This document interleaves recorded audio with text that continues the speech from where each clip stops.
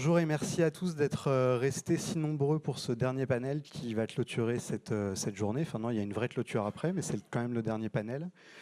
On est très nombreux, donc on va essayer de faire vite et de faire intéressant avec un panel aussi prestigieux. Je suis très honoré de vous recevoir tous. On va commencer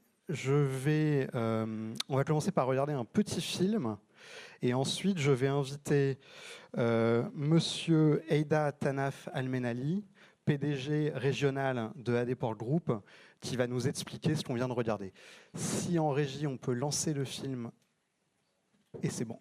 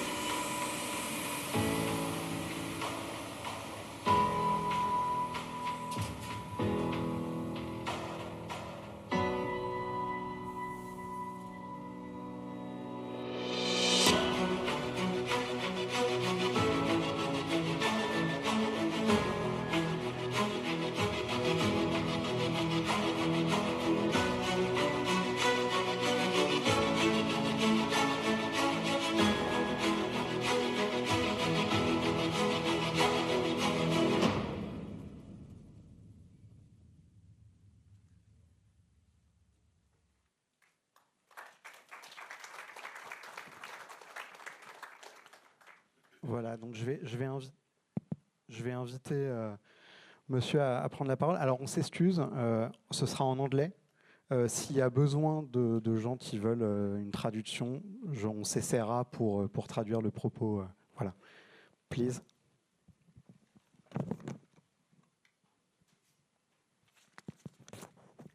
Good afternoon. I would like first to thank you for allowing me to speak today. And I thought we'll share video after a long day and lunch, maybe something that can refresh our day. What you have seen is not a movie only. This is how it will look like our terminal in maximum 18 months from now, if things go well. Allow me to introduce myself. I am Mohammed Al-Menhali. I'm in charge of Africa region within the Abu Dhabi Ports Group. Due to the time, and people are tired. I won't take long time. Many people think that we are only ports. Abu Dhabi Ports Group has five companies. Definitely ports, one of the companies, and we are managing and operating more than 35, 36 terminals globally. We have 14 ports in Europe. We have 5, 6 in Africa, Congo, Brazzaville, Rwanda, Tanzania, Dar es Salaam, Somalia, Egypt, and so on. We have in Pakistan, we have in Iraq, we have in Jordan, and we are expanding as we speak. And we handle all kinds of cargoes. Second company is the economic zone. And in the region, we are the biggest economic zone in the region. It's 550 square kilometers. And we are hosting more than 1,500, 1,800 companies, all kinds of companies, light industries, heavy industries, automotive, pharmaceutical, and so on. Our third company is maritime and shipping. And in this company, we are operating and chartering more than 280 vessels, feeding mainly containers, ro-ro, passengers, and also car-ro, including cruise as well. Our fourth company is the logistic company. And by our acquisition of Nawatem, Spanish company last year, we are existing in more than 50 countries today. And we provide typical logistic services, warehousing, inland logistic, ICDs, dry ports, cold stores, and so on. Just for your information, during COVID, we had redistributed more than 300 million vaccine. And as we speak today, we are storing 60 million vaccine in our premises in Abu Dhabi. Last but not least, we have a digital company also, Clusters. And this is typically, it started as a PCS, Port Community System. However, today, it's a logistic platform whereby we connect airports, seaports, dry ports, economic zone, customs, got more than 60 governmental entities into one single platform that is built by us. Indeed, I don't want to take a long time. We are very much interested, and I hope with our strategic partner, MSC, we can work together to make Pointe-Noire as a hub for the region. Thank you.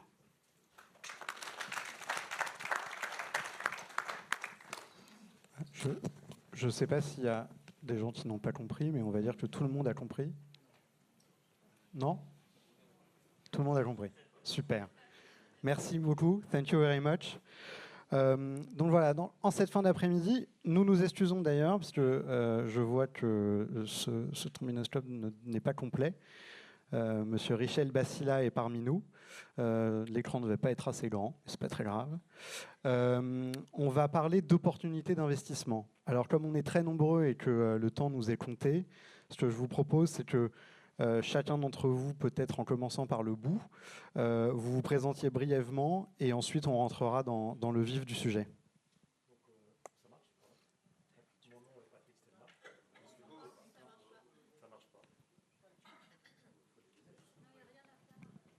Allô? C'est mieux là? Oui. Voilà. Donc mon nom est Patrick Stevenard, je suis le PDG de la société Comenco. C'est un projet de phosphate. Donc je vois qu'on a parlé beaucoup de conteneurs. On va parler un peu de vrac maintenant avec moi tout à l'heure. Merci.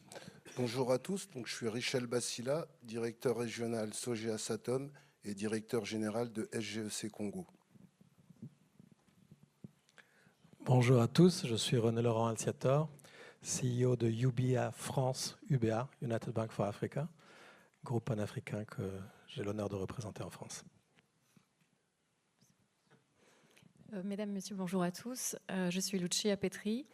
Je dirige une société de courtage dédiée à l'assurance des risques politiques depuis une quinzaine d'années, leader mondial dans le domaine. Bonjour à tous.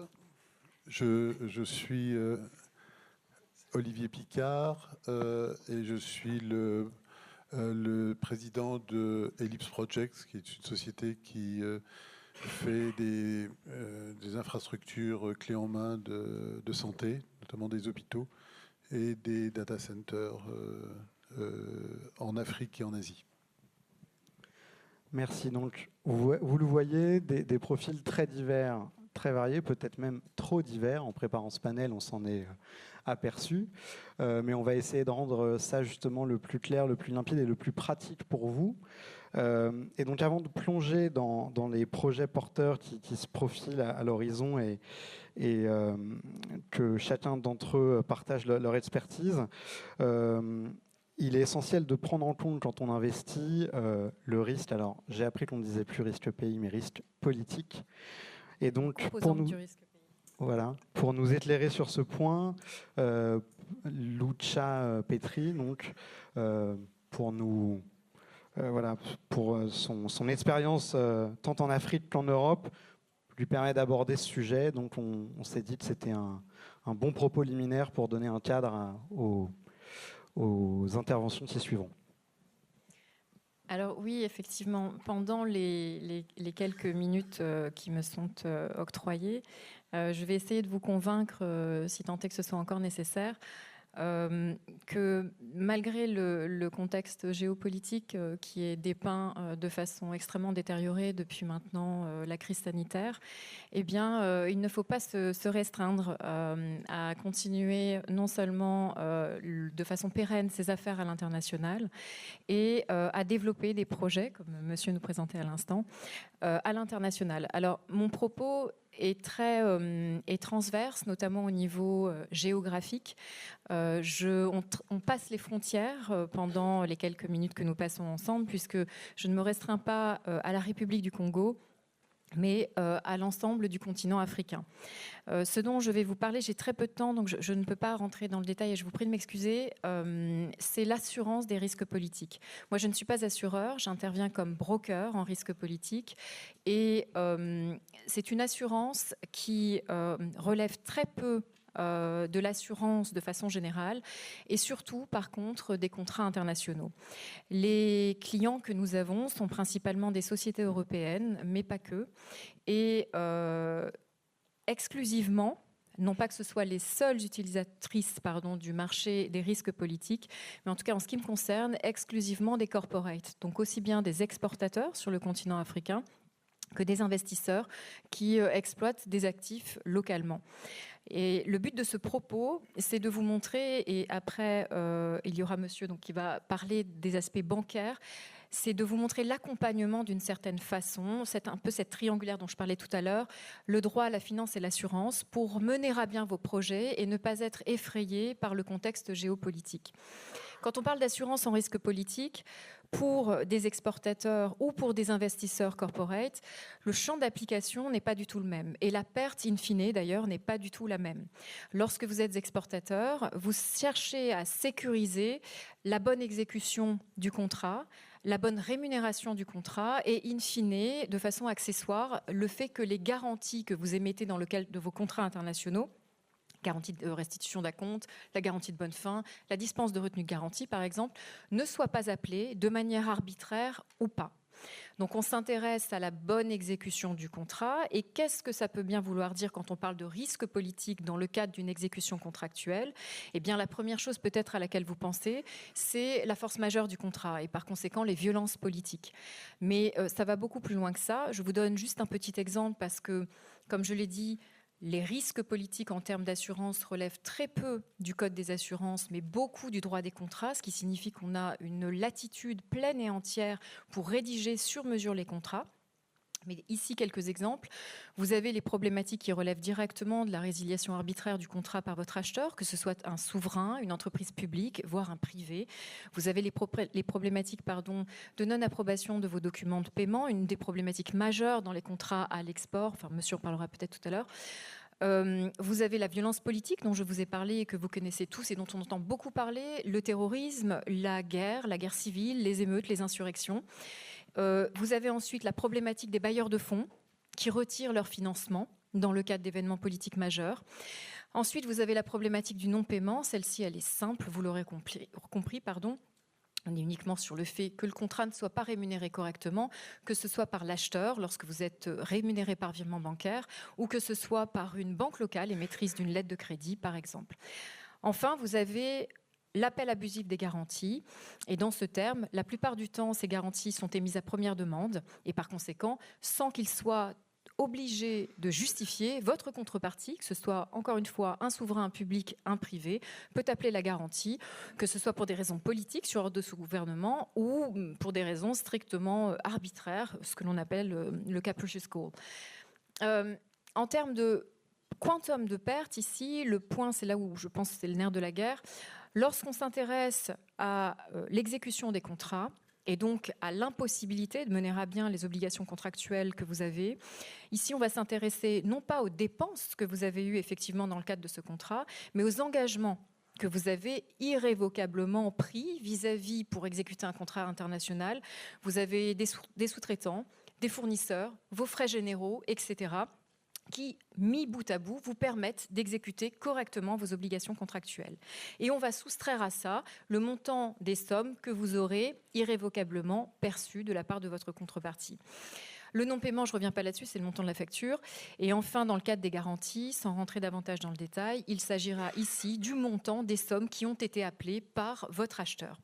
De l'autre côté, je me dépêche, de l'autre côté, il y a les pertes et les risques politiques qui, cette fois-ci, sont recherchés par les investisseurs corporate.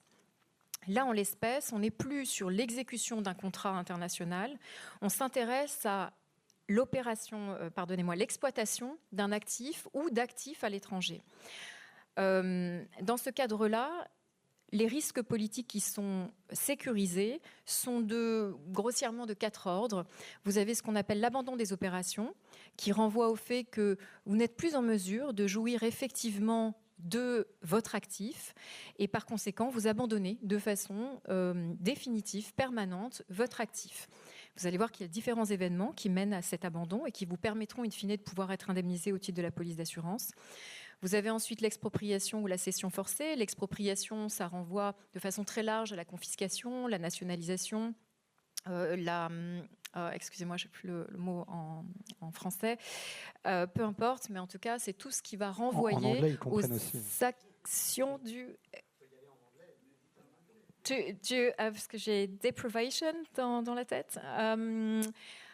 Tout ce qui va mener, en tout état de cause, au fait que vous ne puissiez plus effectivement opérer localement, et ce, en raison d'une décision ou d'une action du gouvernement étranger. De l'autre côté, la cession forcée, cette fois-ci, renvoie en fait aux ordres, si je puis dire, que vous aurez reçus de votre propre gouvernement. Et peut-être que là, c'est le point important aussi, c'est que lorsque l'on parle de risque politique, très souvent on pense étranger, international, ce qui n'est pas chez soi. Or, le risque politique provient aussi très souvent en fait, de notre propre gouvernement et des décisions qui sont prises. Je laisse encore de côté les sanctions internationales. Donc là, c'est ce qui se passe, par exemple, lorsque vous recevez une interdiction de pouvoir soit exploiter l'actif, soit de jouir des fruits de cet actif. Et par conséquent, du coup, le modèle économique n'est plus pérenne et vous quittez le pays. Vous avez ensuite ce qu'on appelle dans notre jargon le breach of contract. Le breach, c'est le manquement à ces obligations contractuelles de votre contrepartie. Très souvent, dans ce type d'opération, les contreparties sont souveraines ou publiques. Et les manquements ici sont abordés, peuvent être abordés de façon très différente, mais on va dire que de façon générale, et pour s'il y a dans la salle des utilisateurs de la Banque mondiale, de la MIGA, ce que vous connaissez le mieux, c'est le fait que le manquement par la contrepartie à ses obligations contractuelles aura mené in fine au fait d'appeler la juridiction du contrat, de faire reconnaître vos droits devant la juridiction du contrat, très souvent en arbitrage, qu'une sentence arbitrale soit rendue en votre faveur et que celle-ci, in fine, ne soit pas exécutée par la contrepartie. Et enfin, vous avez le nerf de la guerre, la rémunération de votre actif et donc la capacité que vous n'avez plus de pouvoir faire remonter les dividendes, convertir la devise, faire remonter les frais de gestion, vous faire aussi, alors c'est pas la rémunération de l'actif, c'est encore autre chose, mais vous faire rémunérer, en fait faire remonter les prêts d'actionnaires. Je pense que j'ai fait le tour en matière de... Bravo. Vraiment, c'était un cours magistral de risque pays. Super, on peut l'applaudir hein, quand même. Très bien. Sinon, on reste jusqu'à 21h et on continue comme ça. Hein. Bon, merci. Mais on va essayer d'ouvrir après aux questions que vous pouvez avoir si vous avez du temps. Une fois qu'on a parlé de risque pays, on s'est tous mis d'accord qu'il fallait à un moment parler quand même de financement avant de rentrer dans le vif du sujet et d'avoir vraiment un retour d'expérience d'investissement dans la région. Mais donc, du coup, j'invite M. René Laurent Alciator à nous parler justement de cette question du financement avec notamment UBA. Merci, M. Joly. Est-ce que le microphone marche ? Merci beaucoup. Écoutez, merci vraiment, Lucia, pour ce refresh vraiment magistral qui parle des cas exceptionnels. Donc moi, je vais vous parler en fait, et qui couvre, et donc vous protège en tant qu'investisseur, et c'est essentiel, pendant que nous, banque panafricaine dans 20 pays d'Afrique, également au Congo, je voulais vous le dire, nous sommes aussi un investisseur en fait. C'est une vision qui a été imprimée en 2005 par notre président, Tony Lumelu, et nous avons investi quelques années plus tard au Congo avec l'ouverture d'une filiale qui est en croissance permanente. Ça fait maintenant 13 ans, donc je m'incline devant les investisseurs qui ont été encore plus longtemps que nous au Congo. Mais c'est un environnement dans lequel on peut effectivement opérer également dans les services financiers et croître. L'une des raisons pour lesquelles nous sommes venus à l'époque, c'est que nous sommes une banque qui aussi sait gérer tout ce qui a à voir avec les hydrocarbures et donc quelque chose qui nous mettait à l'aise. Nous avons été et sommes un financier également des infrastructures à ce sujet-là au Congo. Mais évidemment, nous avons voulu diversifier. Et donc, il y a deux aspects.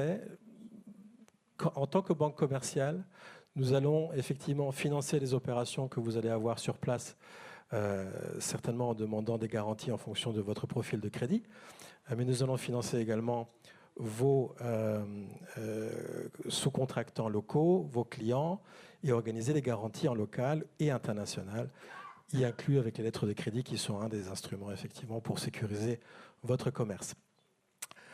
Mais je ne voulais pas seulement parler du financement. Vous pouvez aussi effectivement rapatrier les dividendes et vous avez besoin de banquiers qui ont une bonne domestication de la relation avec la Banque centrale et de la réglementation en fait.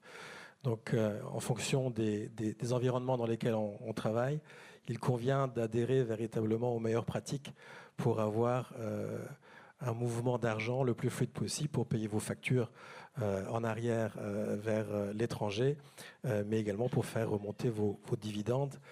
Quelles que soient les difficultés qui peuvent être perçues, il faut être au plus proche effectivement de la réglementation, donc nous pouvons vous conseiller à ce sujet-là. Mais je voulais vous dire également que c'est un endroit, le Congo, d'investissement effectivement pour bon nombre de clients. Certains ont déjà parlé dans les panels ici avant, je ne peux certainement pas donner leurs chiffres, mais je peux vous dire qu'un certain nombre d'entre eux gagnent de l'argent et le réinvestissent sur place. Et ça, c'est véritablement fondamentalement l'indicateur de la capacité à trouver un environnement qui est porteur pour les affaires. Donc nous avons vu des groupes du monde entier venir. Nous avons des clients turcs, nous avons des clients nigérians dans les cimenteries, nous avons parlé des minoteries tout à l'heure, qui ont des plans d'investissement également. Nous avons tout le secteur de l'électricité, dont on n'a pas énormément parlé, mais où toute la distribution électrique en fait, a besoin d'investissement. Donc là aussi, il y a des très grosses opportunités dans le pays. Et donc de manière générale, nous nous tenons disposés à étudier effectivement vos demandes à ce sujet-là et accompagner ou vous ou vos clients dans ce contexte-là. Voilà, je crois que je m'arrêterai là. Vous savez tous ce que fait un banquier. Nous y sommes présents. Ce que je veux dire également, c'est que nous ne travaillons pas seuls. Nous travaillons avec nos consoeurs de la région de la CEMAC, ce qui nous permet de financer des montants assez conséquents. Et nous travaillons également en bonne intelligence avec les autres banques de la place pour pouvoir effectivement mettre à disposition les fonds nécessaires. Merci.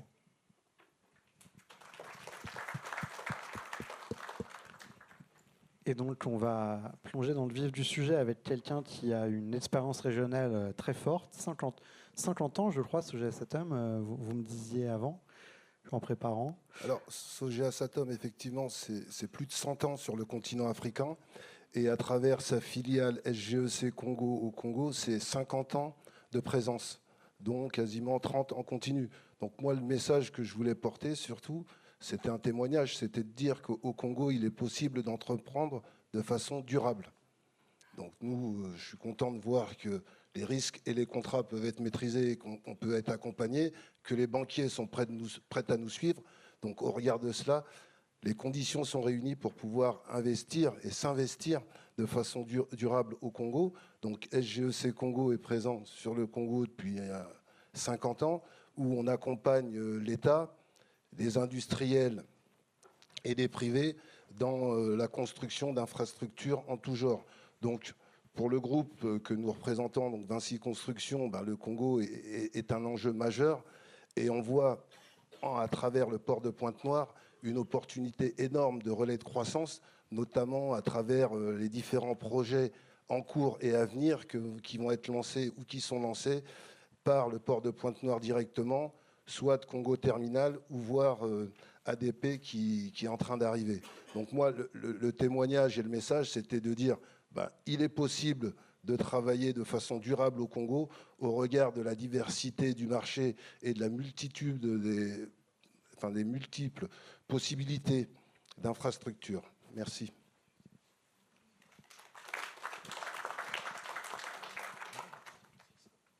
Pardon. En termes de projets justement et de projets au long cours, M. Stevenart de Cominco a un projet dont il va nous parler qui dure déjà, je crois, depuis déjà 15 ans. En tout cas, une préparation de longue haleine.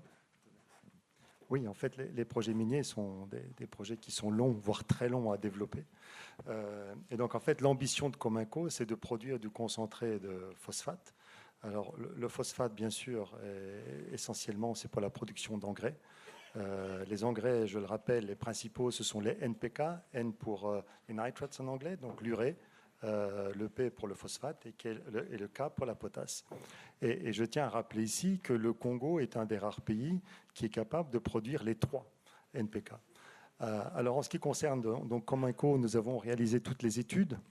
Je vais essayer d'être relativement bref, parce que comme je suis un peu passionné, je pourrais aussi m'étendre sur ce sujet. Ah mais si tout le monde est bref, on termine dans 5 minutes. Donc soyez quand même, prenez votre temps. Hein. Voilà, donc vous allez me taper sur la tête si nécessaire. Donc en fait, nous avons réalisé toutes les études et selon les études que nous avons menées, nous pouvons développer le projet en plusieurs phases. Principalement, les 2 principales sont 1 million de tonnes par an et 2 millions de tonnes par an de concentré de phosphate à l'exportation. Pour information, le concentré de phosphate, en fait, c'est un produit qui a été enrichi une première fois au Congo. Donc, on passe d'environ 10% dans le gisement à une teneur de 32%. Il est envoyé à l'exportation parce qu'il y a un enrichissement supplémentaire qui doit être fait à l'étranger et qui n'est pas prévu à ce stade. Alors, 1 million de tonnes par an, un projet minier avec de tels volumes, nous sommes en fait intimement liés avec le corridor que nous avons choisi et donc le port que nous avons choisi. Et donc les études ont montré que nous pouvons passer 1 million de tonnes par an par le port autonome en transportant le concentré par la route. Là, je suis ravi de voir à travers Madame le maire qu'en fait, il y a des travaux de route qui sont en cours d'exécution. C'était vraiment indispensable parce qu'il y a des sections de route qui étaient en mauvais état. Donc, merci. Déjà, ça va mettre de l'eau à mon moulin. Donc, c'est très bien. Ça rassure en fait les investisseurs et donc mes actionnaires. Parce que, en fait, 1 million de tonnes par an, ça représente 93 chargements de camions chaque jour.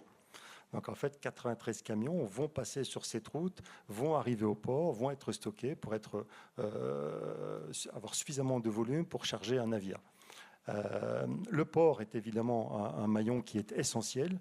Et ce que j'ai entendu aujourd'hui, c'est qu'ils ont continué le quai qui nous intéressait, le quai polyvalent, était à l'époque avec une profondeur de 10 à 11 mètres. Et là, les investissements se sont poursuivis au niveau du port autonome. Et maintenant, nous sommes passés à moins 12,5 mètres de profondeur, ce qui est évidemment très, très positif. Le fait que le port mette des quais supplémentaires et des surfaces supplémentaires à disposition de partenaires tels qu'un opérateur minier est très positif. Ça renforce en fait cette chaîne logistique. Il n'y a pas de projet minier, sauf peut-être des diamants ou d'or. Il n'y a pas de projet minier sans avoir une route ou un chemin de fer et un port efficace. Donc ici, ce qu'on a appris aujourd'hui, c'est que le port et la mairie de Pointe-Noire ont amélioré certains maillons de cette chaîne, ce qui est vraiment très, très positif. Donc nous allons, bien sûr, nous avions prévu de passer déjà 1 million de tonnes. Je pense qu'avec les informations qui sont communiquées, on va réfléchir, mouliner un petit peu cette information et voir s'il y aurait moyen de passer la phase suivante de 2 millions de tonnes par le port autonome plutôt que de le faire passer par le port minéralier dont on a parlé, qui se trouve un petit peu au nord, qui est à ce qu'on appelle la pointe indienne. Parce que les conditions qui sont créées, si elles sont bien sûr dans le bon sens, si elles sont réalisées à 100%, ben, devraient nous permettre de pousser un petit peu la réflexion. Donc, sur un cas, on parlait beaucoup de conteneurs, là on parle un peu du vrac. Les conditions qui sont proposées vont dans le bon sens pour essayer de nous amener à développer notre projet, à boucler la levée de financement. Un petit ordre de grandeur, 1 million de tonnes, c'est 355 millions de dollars d'investissement. Donc c'est un montant quand même qui est suffisamment élevé, pas toujours simple à lever localement. Voilà, donc je pense que j'ai couvert les points et j'espère que j'étais assez bref. Du coup, je leur ai fait peur, tout le monde est bref. Ah oui, on a été drillé. Vous allez me faire passer pour un tortionnaire que je ne suis pas. Donc non, je veux pas. Prenez votre temps, faut pas se. Ah, vous avez fini du coup. Ah oui, moi vous avez plus rien à dire. Que c'est Mais alors, clôturé. non, on passe pas tout de suite aux questions parce que donc ce port, c'est une porte d'entrée. On l'a dit beaucoup dans la journée, une porte d'entrée vers une région. Et là, on a justement alors un expert non pas de Pointe-Noire et du Congo-Brazzaville, mais en tout cas un expert de la région et de quelqu'un qui peut délivrer des projets, si j'ai bien compris, clé en main. Donc Olivier Picard, pour terminer, voilà, et prenez votre temps, on n'est pas pressé. Bon, ça marche, très bien. Donc je suis le fondateur d'une société qui s'appelle Ellipse Project, qui a été fondée en 2012, qui est dédiée aux grands projets d'infrastructure clés en main, mais particulièrement des projets de santé et des projets d'ICT, enfin d'IT et de communication. En Afrique, on fait plus particulièrement des projets d'infrastructures de santé, en particulier des hôpitaux clés en main. Et en 2014, on faisait 2 millions d'euros de chiffre d'affaires. Et je pense qu'en 2024, on aura dépassé 200 millions d'euros de chiffre d'affaires. Donc, grâce beaucoup au marché africain, je ne pense pas qu'on aurait fait une telle performance en Europe, ni aux États-Unis. Donc, ça veut dire que les marchés intéressants sont plus dans les pays émergents que dans les pays matures. En revanche, l'Europe nous permet de financer et de faire financer nos projets. Alors, dans les projets d'hôpitaux, il y a 2 types de projets. Il y a les hôpitaux publics et les hôpitaux privés. Les hôpitaux publics, c'est des hôpitaux qui, quasiment par définition, ne sont pas rentables. Donc, c'est des contrats, mais dans n'importe quel pays au monde. Hein, aux États-Unis, les hôpitaux publics ne sont pas rentables. C'est pour ça qu'ils sont publics. Et les hôpitaux privés sont censés être rentables, ce qui n'est pas toujours le cas. Nous faisons les deux, mais nous ne nous adressons pas aux mêmes problématiques. Dans un projet public clé en main, pour être simple, notre stratégie a toujours été la même, c'est qu'entre le moment où on discute avec un homme politique responsable dans un pays, disons un président, un Premier ministre, un ministre des Finances, et qu'on a une confirmation que le gouvernement veut véritablement faire un hôpital, Et le moment où on ouvre cet hôpital, pour faire simple, le gouvernement ne paye rien. C'est-à-dire, alors comment il fait pour rien payer? Tout le monde se dit. Comment il fait pour rien payer? En fait, toute la partie études, nous la préfinançons. Toutes les études environnementales et sociales, nous les préfinançons. Toutes les études architecturales, nous les préfinançons. Le bornage, les études géotechniques, etc. Enfin, je ne vais pas vous emmerder avec un catalogue à la Prévert de tout ce que nous finançons, mais là, nous préfinançons entre 500 000 et 2 millions d'euros, ça dépend des projets d'hôpitaux, de préétudes. Et ça, c'est fait à nos risques.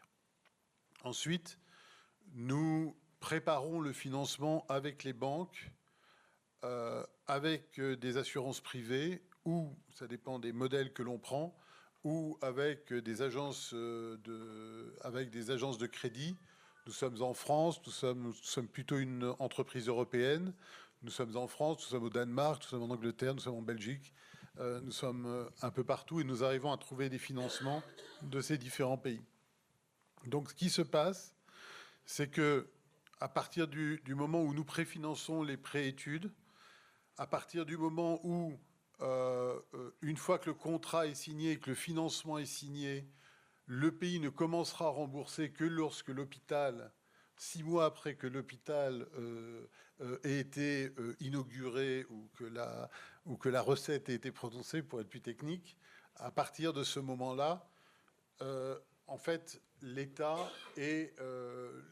n'a rien payé tant que la population n'a rien vu, grosso modo. Et ça, je pense que politiquement, c'est quelque chose qui est extrêmement important. Mais ça suppose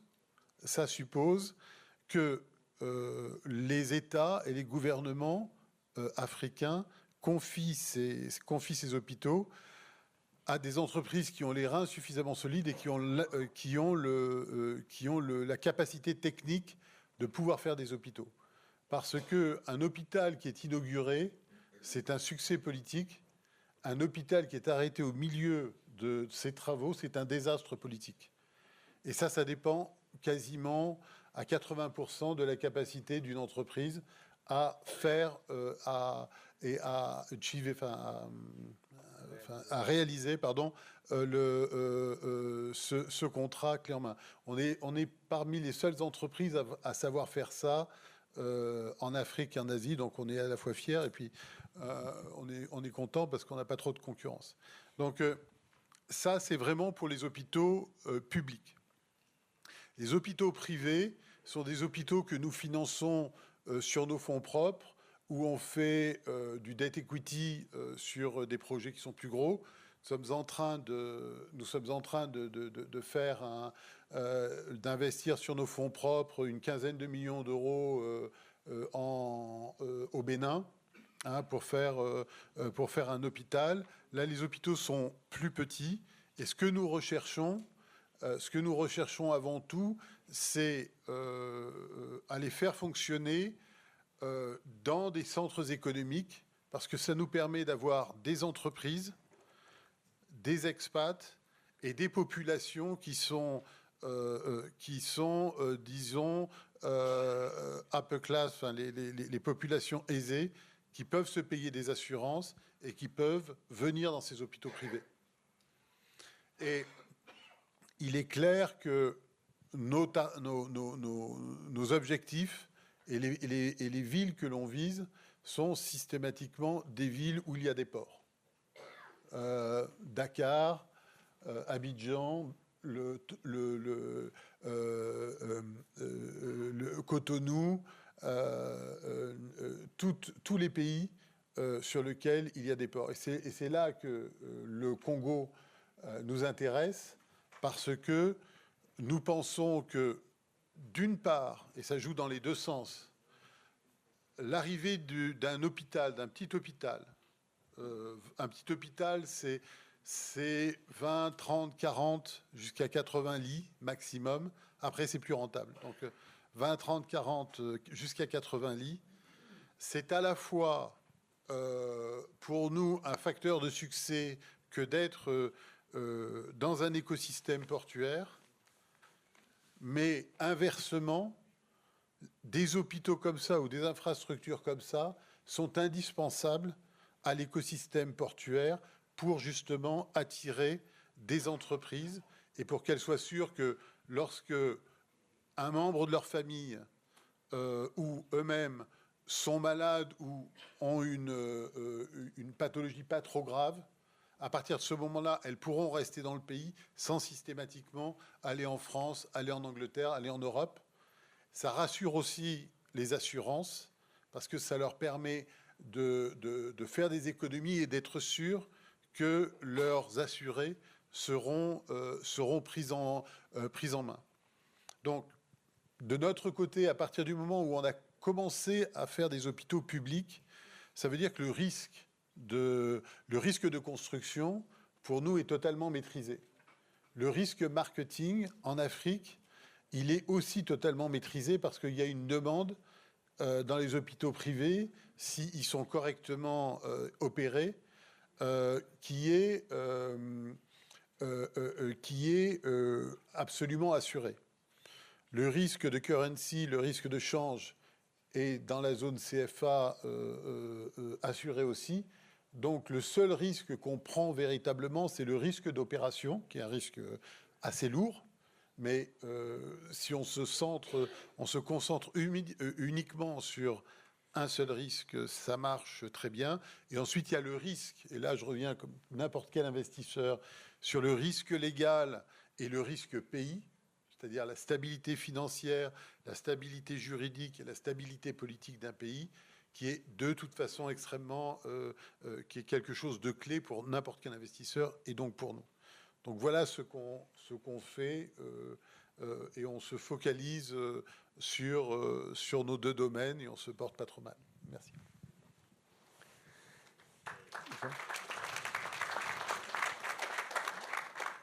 Est-ce qu'il y a... Alors du coup, on est comment niveau temps? On est bien? En quelques questions. Alors, est-ce qu'on a... Ah bon, monsieur. Bonjour. Rebonjour. J'ai une question pour Monsieur Mohamed d'Abu Dhabi et également je l'adresse au directeur général du port. Je ferai une petite translation après. Tout à l'heure, on a parlé des facteurs de succès d'investissement au Congo, Monsieur le directeur général, et dans ces facteurs de succès, vous le savez fort bien, il y a le respect d'un cadre juridique qui doit rassurer les investisseurs. Et je constate, dans la présentation du projet qui nous a été montré lors de la prestation de M. Mohamed d'Abu Dhabi, qu'il y aurait un projet d'un nouveau terminal à conteneurs. Alors, je sais que vous avez signé un projet qui parle de multipurpose. Nous, on n'a pas de problème avec un projet de multipurpose, mais je vous informe que nous avons une exclusivité depuis maintenant une vingtaine d'années, pour encore une trentaine d'années, sur le traitement du conteneur à l'intérieur du périmètre de Pointe-Noire. Donc, j'attire votre attention là-dessus. Je l'attire aussi celle du directeur général du port, parce que j'ai bien entendu que vous nous avez ouvert en finale sur une discussion possible avec le groupe MSC, pourquoi pas. Mais en tout cas, je ne pouvais pas, monsieur le directeur général, ne pas intervenir et rappeler que le cadre juridique, eh bien, ça reste pratiquement la clé pour les investisseurs. Ça les rassure. Quand je dis ça les rassure, je dirais même que c'est la base de la venue d'un investisseur dans un pays. Voilà. So just to summarize my point, I just want to say that during your presentation, I have seen not really a multi-purpose terminal, but something close to a container terminal. And I just want to say that in our contract, because we have a concession agreement with the port of Pointe-Noire, we have an exclusivity to operate the containers. So I don't want to make a big shock here, but I just want to inform you that this project is not in line with the legal comfort needed for every investment. Thank you. Excuse me,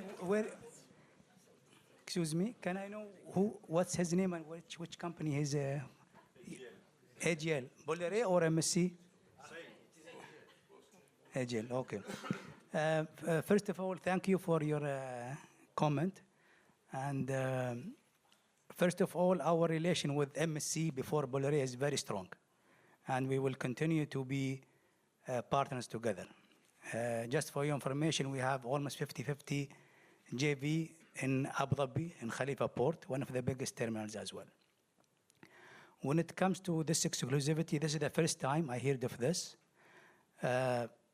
We have signed with the government, and I suggest if you have any, let's say, confusion or doubts, you take it up with the government of Congo, because we both signed with both authorities. You can take it up with them and clarify it. But from our side, we have a very legitimate agreement. Our cranes are already on the way. We have finished all the environmental agreements, studies, ESIA, contractors or tender for construction of topside and marine will come out in October next month. So as far as we know, we never receive anything from the government or from the port that our agreement is not valid.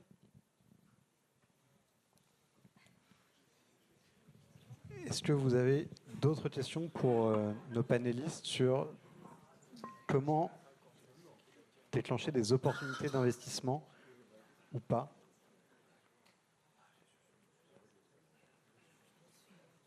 Pas d'autres questions? Ah, si, monsieur derrière.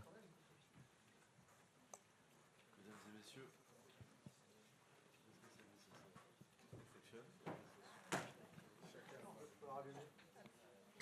vous m'entendez? Mesdames et messieurs, bonjour. Je m'appelle Olivier, je suis un intermédiaire. J'avais une question qui s'adressait particulièrement à monsieur Bicard. Vous parliez tout à l'heure que vous étiez présent dans les pays dont les villes étaient disposées d'infrastructures aéroportuaires. J'ai une petite question. Est-ce que le Gabon, par exemple, qui dispose de 2 villes aéroportuaires, notamment Libreville et Port-Gentil, pourrait être une source d'investissement pour votre société? Et comment répondre aux risques politiques et les autres risques, pour couvrir suffisamment, de manière totale, les risques que pourrait engendrer une mise à disposition de ce nouveau marché? Alors, il y a actuellement, on est en train de travailler actuellement sur le Gabon, sur des hôpitaux publics, parce qu'il y a les hôpitaux qui ont été faits, je crois, à Libreville notamment. C'est un hôpital qui avait été fait par Vamed il y a à peu près 6-7 ans et qui est dans un sale état. Donc on nous a, je sais qu'on travaille, enfin mes équipes travaillent sur le Gabon actuellement. Pour être, on est effectivement intéressé. De toute façon, nous on est ouvert, on est ouvert sur le Gabon. Ce qu'on attend sur le Gabon simplement, c'est qu'il va y avoir des élections. En Afrique, les élections ou les changements politiques prennent, enfin, même en France, hein, c'est pareil, dès qu'il y a un problème politique, ça prend à peu près 6 mois avant que les gens se remettent à travailler. Donc, on a avancé au niveau technique, au niveau technique sur les hôpitaux. On va attendre le mois de février-mars pour voir quel est le paysage politique au Gabon. On a aujourd'hui un financement européen pour couvrir 100% du deal. Et le seul problème que j'ai, c'est que je crois que la note du Gabon vient d'être dégradée. Je pense qu'on doit être au niveau 6 ou quelque chose comme ça, ce que les assureurs apprécient assez modérément. Enfin, en tout cas, ça fait augmenter les premiums Mais oui, on est ouvert sur le Gabon. Oui. Pour la suite des questions, je vous encourage à aller voir nos invités directement parce qu'on m'a indiqué que nous devions terminer ce panel. Navré, on était très nombreux, donc le temps de tous parler, ça file vite. Merci à vous et je propose qu'on les applaudisse tous les 6.